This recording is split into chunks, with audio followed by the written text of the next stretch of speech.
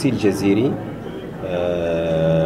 أب ل3 أبناء، عمري 43 سنة، ناطق رسمي باسم حركة النهضة في فرنسا، ومرشح ثالث على قائمة النهضة في باريس. من حركة النهضة حركة سياسية، حزب سياسي كبقية الأحزاب. أول شيء باش نطبقوا الديمقراطية في تونس ونأسسوا للنظام السياسي الديمقراطي الجديد من خلال وفاق وطني في البلاد، ونبدأ أولا نضمن الحريات ويكون فيه نظام يعني سياسي ديمقراطي في البلد. أول مهمة سياسية في الكونستيتيون.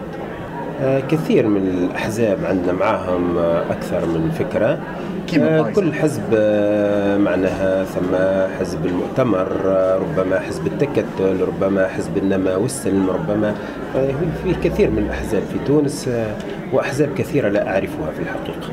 أول شيء نحب تكون فما كتاب الدولة يعني برتبة وزير يكون عنده اهتمام بشأن المهاجرين التوانسة. النقطة الثانية هو الاهتمام بأبناء والعائلات التوانسة في الخارج.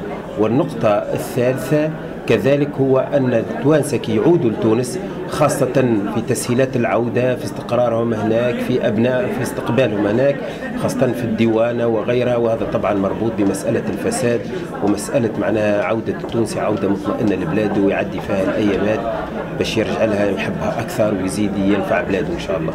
النهضة لأنها حزب عنده 40 سنة وهو في تونس، حزب قاوم الاستبداد أولا، ثانيا حزب يريد أن يؤسس دولة مدنية ديمقراطية ويدافع على مصالح المواطنين ويوقف الفساد ويكون في حق الشغل للجميع، وتكون تونس مطمئنة في وضعها كبلد عربي مسلم حر وديمقراطي إن شاء الله.